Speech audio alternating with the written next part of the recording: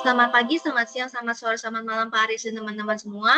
Kami dari kelompok 1 akan mempresentasikan mengenai PSAK 25 atau PSAK 2008 yang berjudul Kebijakan Akuntansi, Perubahan Estimasi Akuntansi dan Kesalahan. Sebelumnya, izinkan kami memperkenalkan diri terlebih dahulu. Anggota pada kelompok 1 yaitu Yizra Kavin Mungkana dengan NIM 20235071, itu Rita Rismawati dengan NIM 20235089, Olivia Caritas Imamata dengan NIM 20235037, Safa Kamelia dengan NIM 20235038, dan saya sendiri Giza Najan dengan NIM 2023500369. Nah, selanjutnya saya akan menjelaskan pada bagian pendahuluan, yaitu yang tujuan.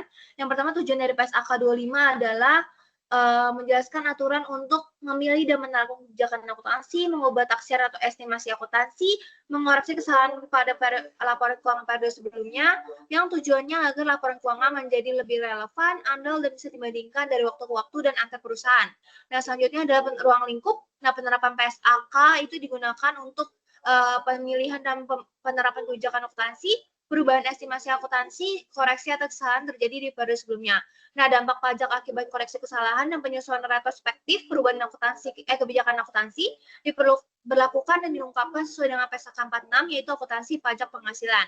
Nah, Anda baru ke definisi penting pada PSAK 25, yang pertama itu kebijakan akuntansi. Kebijakan akuntansi adalah prinsip atau aturan yang digunakan perusahaan untuk menyusun dan menyajikan laporan keuangan. Nah, yang kedua itu ada kesalahan pada sebelumnya. Kesalahan pada sebelumnya adalah kesalahan karena lupa atau salah mencatat data di masa lalu. Kesalahan ini bisa karena informasi sudah tersedia tapi tidak dipakai, salah hitung, salah menerapkan kebijakan, atau salah interpretasi data. Contohnya, salah masukkan angka penjualan, dan lain-lain. Nah, yang selanjutnya ada materialitas. Nah, materialitas adalah kelalaian untuk mencantumkan atau kesalahan dalam mencatat pos-pos laporan keuangan yang bersifat material, jika baik secara sendiri atau bersama dapat mempengaruhi keputusan ekonomi pengguna laporan keuangan. Nah, materialitas itu bergantung pada ukuran dan sifat dari kelalaian. Ukuran atau sifat dari pos laporan keuangan atau gabungan dari keduanya dapat menjadi faktor penentu. Selanjutnya ada penerapan retrospektif.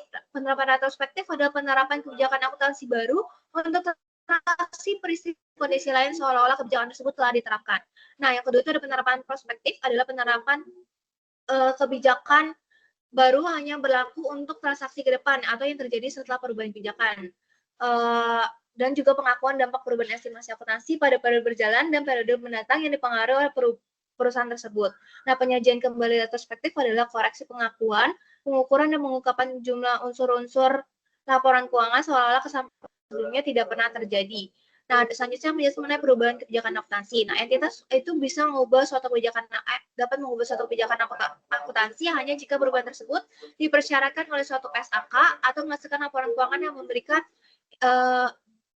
lebih andal dan relevan untuk pengambilan keputusan, misalnya memberi gambaran yang lebih baik tentang posisi keuangan, kinerja, arus kas.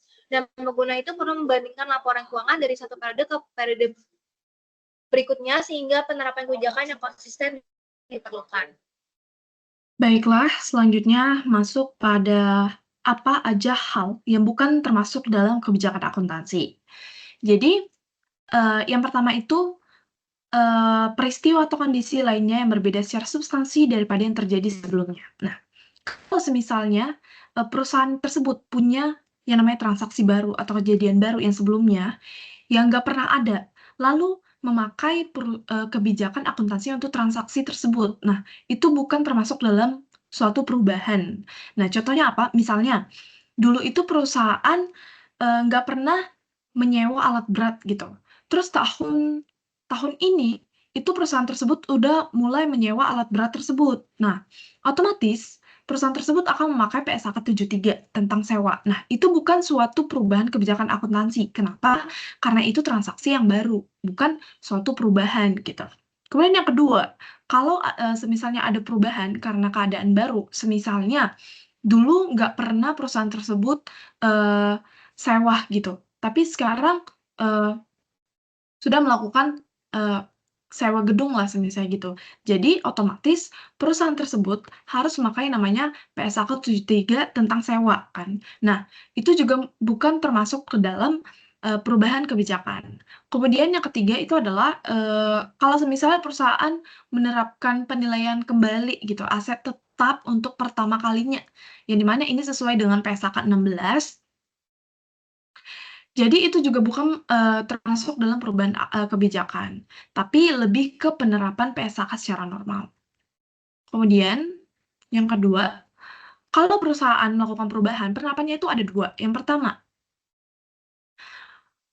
kalau karena PSAK baru, maka harus mengikuti, aturan PSAK-nya gitu. Yang kedua, kalau karena keputusan perusahaannya itu keputusannya sendiri, maka pakai metode retrospektif. Nah, retrospektif itu apa? Jadi, retrospektif ini adalah laporan keuangannya itu dibuat seolah-olah kebijakan yang baru tadi diterapkan itu udah diterapkan dari periode yang lalu-lalu atau udah diterapkan dari dulu gitu.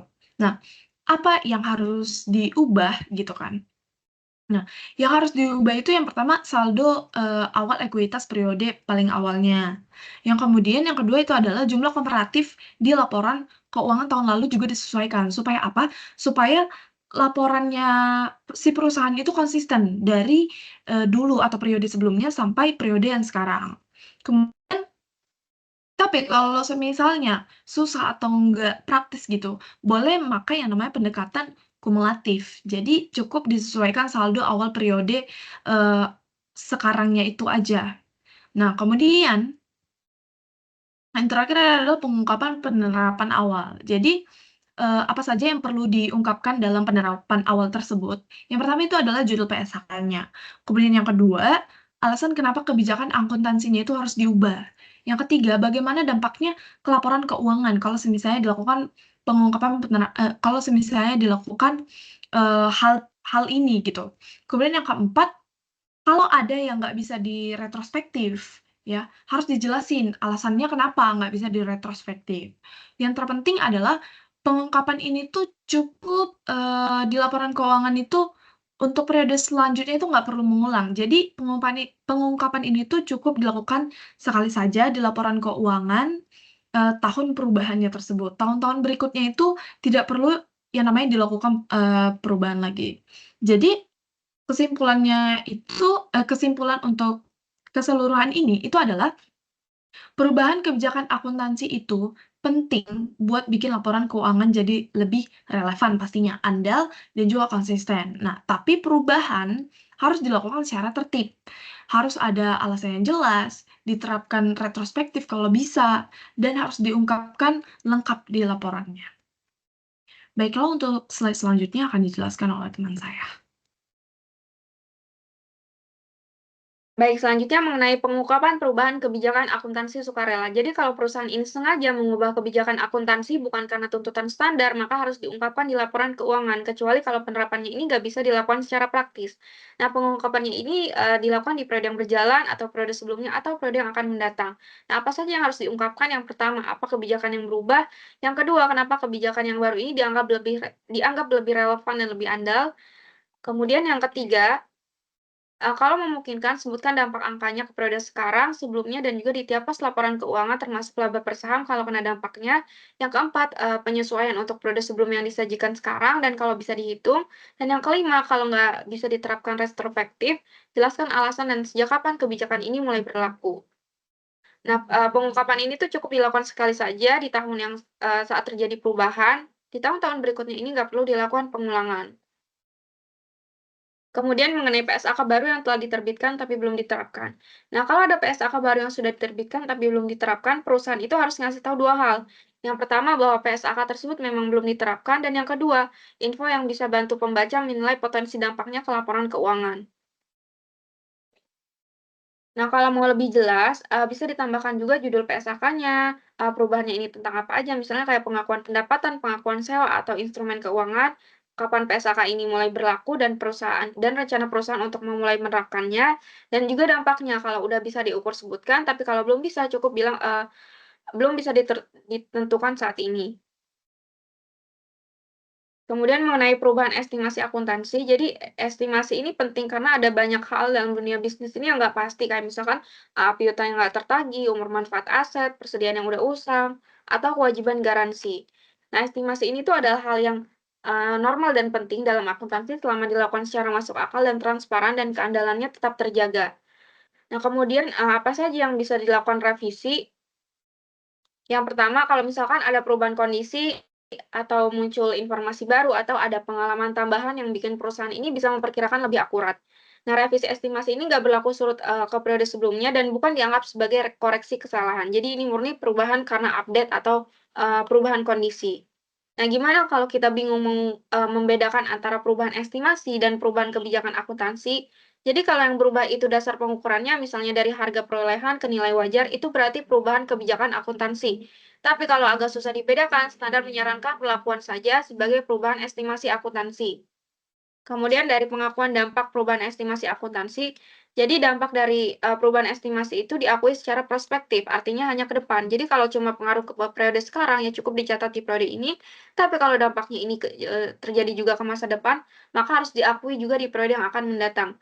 Misalnya kayak perubahan umur manfaat aset yang bakal mempengaruhi beban depresiasi ke depan. Nah, kalau perubahan estimasi ini bikin nilai aset, nilai liabilitas, ekuitas ini berubah, maka nilai aset ini langsung disesuaikan di periode perubahan. Nah, perusahaan ini wajib ngasih tahu apa yang berubah dan berapa dampaknya kalau belum bisa diukur dan cukup sebutkan bahwa dampaknya ini belum bisa ditentukan secara praktis. Kemudian, mengenai kesalahan akuntansi. Jadi kalau ada kesalahan pencatatan atau pengukuran yang ketahuan setelah laporan diterbitkan, maka, diperbaiki secara retrospektif dengan menyajikan ulang angka, komparatif di laporan keuangan tahun berikutnya. Jadi intinya perubahan estimasi ini dicatat prospektif atau maju. Nah, kalau kesalahan akuntansi ini diperbaiki secara retrospektif atau mundur agar laporan keuangannya juga tetap wajar dan juga sesuai standar. Oke, kali ini saya akan menjelaskan yaitu keterbatasan penyajian kembali, retrospektif, kesalahan. Nah, jadi kesalahan periode lalu dikoreksi dengan penyajian kembali secara retrospektif, kecuali sepanjang tidak praktis untuk menentukan dampak periode tertentu. Nah, jadi ada dua yang tidak praktis, yaitu dampak spesifik periode kesalahan, seperti menyajikan kembali saldo pembuka aset, liabilities, dan ekuitas untuk periode paling awal. Nah, jadi yang kedua adalah dampak kumulatif pada awal periode berjalan dari kesalahan pada semua periode lalu. Nah, itu biasanya itu mengoreksi kesalahan secara prospektif dari tanggal paling awal. Nah, pengungkapan kesalahan periode sebelumnya. Kesalahan periode lalu itu biasanya itu kelalaian atau kesalahan dalam mencatat dalam laporan keuangan. Nah, jadi informasi handal yang tersedia ketika penyelesaian laporan keuangan untuk periode tersebut dan secara rasional diharapkan dapat diperoleh dan dipergunakan dalam penyusunan dan penyajian laporan keuangan. Ada 4 kesalahan semacam itu termasuk dampak kesalahan perhitungan matematis, yang kedua itu kebijakan akuntansi, yang ketiga itu kelurian atau kesalahan, yang keempat adalah kecurangan. Nah, ketidakpercayaan itu penerapan retrospektif dan penyajian kembali retrospektif. Nah, pengertiannya itu apa? Menerapkan perubahan kebijakan akuntansi dengan mengubah laporan keuangan secara retrospektif, yaitu mengubah laporan keuangan tahun-tahun sebelumnya. Nah, dia juga mencerminkan efek dari perubahan tersebut. Nah, penerapan retrospektif sendiri itu dapat menjadi tidak praktis dalam beberapa situasi. Nah, dalam kasus-kasus di dalam PSHK 25 itu mengizinkan alternatif penyajian kembali retrospektif. Nah, dalam beberapa keadaan adalah tidak praktis untuk menyesuaikan informasi komparatif untuk satu atau lebih periode sebelumnya. Jadi dia itu mencapai daya banding dengan periode berjalan. Nah, jadi seringkali juga di dalam akuntansi itu untuk unsur laporan keuangan itu juga biasanya diakui disajikan atas transaksi, peristiwa, atau kondisi lain. Penerapan retrospektif itu kebijakan baru atau koreksi kesalahan periode sebelumnya mensyaratkan pembedaan informasi. Yang pertama itu adalah menyediakan bukti keadaan yang ada pada saat tanggal terjadi transaksi, peristiwa, atau kondisi lainnya. Dan juga dia tersedia ketika penyelesaian laporan keuangan periode sebelumnya. Nah, peninjauan ke belakang itu ketika menerapkan kebijakan akuntansi baru atau kayak koreksi, nah itu biasanya juga tidak ada membuat asumsi maksud manajemen yang terjadi di periode sebelumnya atau estimasi jumlah yang diakui, diukur atau diungkapkan pada periode sebelumnya. Oke, mungkin ini akan dijelaskan oleh teman saya. Ya, akan melanjutkan penjelasan mengenai pedoman implementasi. Di sini ada contoh pertama, yaitu penyajian kembali retrospektif kesalahan. Jadi diketahui bahwa PT Beta ini salah mencatat barang yang terjual menjadi persediaan akhir. Akibatnya persediaan akhirnya ini kelebihan 6.500, terus BPP-nya terlalu kecil dan laba 2021-nya juga terlalu besar. Nah, ini tuh merupakan kesalahan pencatatan, jadi itu harus disajikan kembali secara retrospektif. Nah, di sini juga diketahui bahwa BPP 2022-nya ini kelebihan 6.500 karena salah tahun. Harusnya itu dibetulinya di tahun 2021, bukan di tahun 2020, bukan dibebankan di tahun 2022. Jadi BPP di 2022-nya ini dikurangi jadi 80.000. Nah, ini tuh merupakan bagian dari penyajian kembali retrospektif. Kemudian di sini diketahui bahwa laba 2021-nya itu salah karena BPP-nya itu terlalu kecil, 6.500. Nah, kemudian setelah dikoreksi laba bersihnya ini turun dari 14.000 menjadi 9.450. Nah, ini tuh harus diperbaiki secara retrospektif.